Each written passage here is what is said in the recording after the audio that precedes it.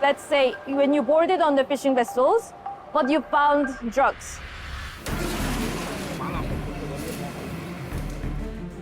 Then what is going to happen? For the maritime crime, there's no boundaries. My role was to make sure that the partnership is strong. Known as the Pearl of the Indian Ocean, Sri Lanka is also surrounded by turbulent waters. This island country is the fifth duty location for Siji Song of South Korea.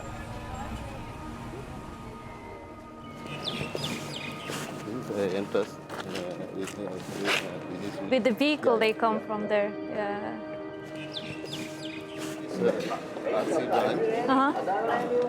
This branch, all inmates. Yeah.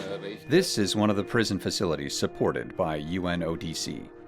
Inmates here are mostly serving sentences for possessing drugs. In this part of the region, the main problem that we see is the drug trafficking at sea. The Golden Crescent and the Golden Triangle are the world's two largest illicit drug-producing areas. South Asian countries are desirable to drug traffickers because they have long coastlines that provide numerous remote locations to move drugs secretly. Trafficking of drugs are being done by the fishing vessels, and those are the small fishing vessels. And then one of the reasons that the fishing communities are getting involved in these illicit activities is because of the overfishing. Those fishermen, they have no more fish to catch, and how they can survive. So it is easy to fall into the organized criminal network. So what we're trying to do is also to integrate the criminal justice approach to the fisheries management system. Shiji's team do not have the law enforcement power, but they can support the local agencies to do the work more effectively, from arresting to prosecuting. On this afternoon, Siji embarked on a 7-hour journey from Colombo to Trincomalee, where a VBSS drill was about to begin at the Navy base.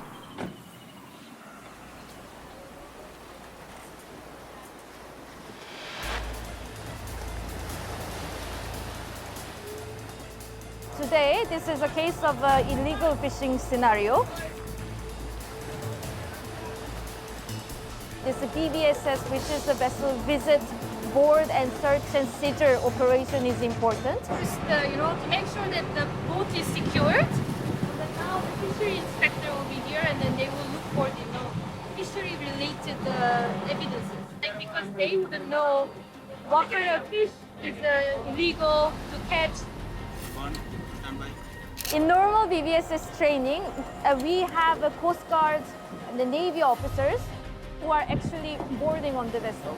But today, we brought the prosecutors and the fisheries department. My role is to bring these civilians to this maritime law enforcement exercise for them to be aware of how the boarding operation is actually happening, and also for them to understand how difficult it is to preserve the crime scene on the vessel. The vessel is moving, it might be raining, the water might contaminate the evidence, the sea could be very rough, it's also salty. There are a lot of elements that can destroy the crime scene.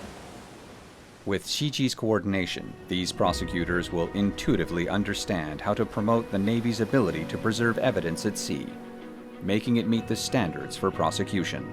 Then, Siji brought these prosecutors to the next training spot. At the Navy headquarters, the UNODC supported the establishment of the Information Fusion Center to identify suspicious vessels. We need some beforehand preparation, we need certain systems put in place which can be activated when these incidents occur. This is the work that mostly Navy is doing in this part of the country. Other national stakeholders, for example, the fisheries or the prosecutors or the police officers, they are not familiar with this type of technologies. So instead of a UNODC explaining how this detection should work, I believe it is actually best to bring participants to the operation centers and then witness by themselves how our national counterparts is doing the work. With this foundation, the authorities are becoming more capable of making customized rules for their waters. However, the water borders are shared. No one can tackle transnational crimes solely on a national basis. That's why Siji organized this legal conference at the South Asia level. I look forward to our productive discussions and the innovative outcomes to harmonize the legal frameworks in our regions, such as the joint patrol between the South Asian countries or creative ways of managing the confiscated vessels. Then I hope that they can also, make a call the other day, and then when the Coast Guard find the bad guy at sea, they can, make a phone call to the Ministry of the Fisheries to get the information. So these are the kind of networking opportunities for them to actually share the operations, for them to work together. After suspects arrested at sea are handed over to authorities on land, the next step is giving them a fair trial. The UNODC has already handed over 3 fully equipped virtual courts in Sri Lanka. This is a virtual court we established in the prison. Currently, we can see that the criminal hearing is ongoing. So you can see the judge over there, and then the camera is basically linking to the virtual courtroom. So it's the same as the suspect is actually at the court. The idea actually came during the COVID time because when the movement of the prisoner were restricted, then the justice should be continuously delivered because the delayed justice is the same as a denied justice. Her relentless drive didn't just move cases, it has impressed those who have worked with her. She was very passionate and very active. I can remember, I think the first day I met her was on the Christmas Eve, 2022. No one would expect any officials to work, but she made a visit to my office just to discuss the plans for 2023. Whenever we wanted assistance from UNODC, both formally and informally, she has come forward to help us.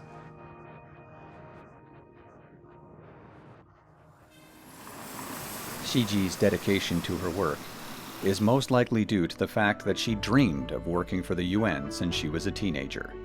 The first South Korean UN Secretary General, Ban Ki-moon, made her feel that her goal was not as far away as she had imagined. So when I was 16, I had a 10-year plan. And my 10-year plan was actually get the international civil servant contract at the UN. And I made it.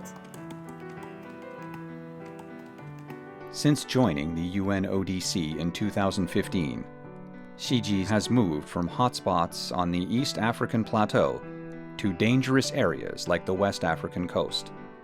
I was based in Abuja, in the capital city. Just to give you an example, the compound where I was staying, my neighbor was kidnapped. I was not choosing the duty station because it's a good country to live. I'm going to that country because the work is attractive. The assignment that I'm going to do in that country is attractive. Established in 1997, UNODC has spearheaded over 100 projects in 150 countries and territories, targeting drugs, organized crime, corruption, and terrorism. We, UNODC, we are the guardian.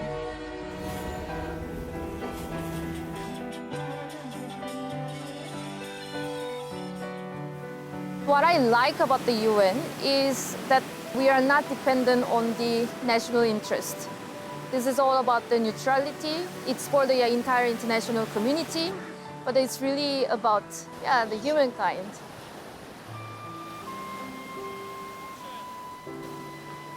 하지만 포기하지 않고 꾸준히 문을 두드리다 보면 닫혀있던 문이 이제 조금씩 열리는 것을 느꼈습니다.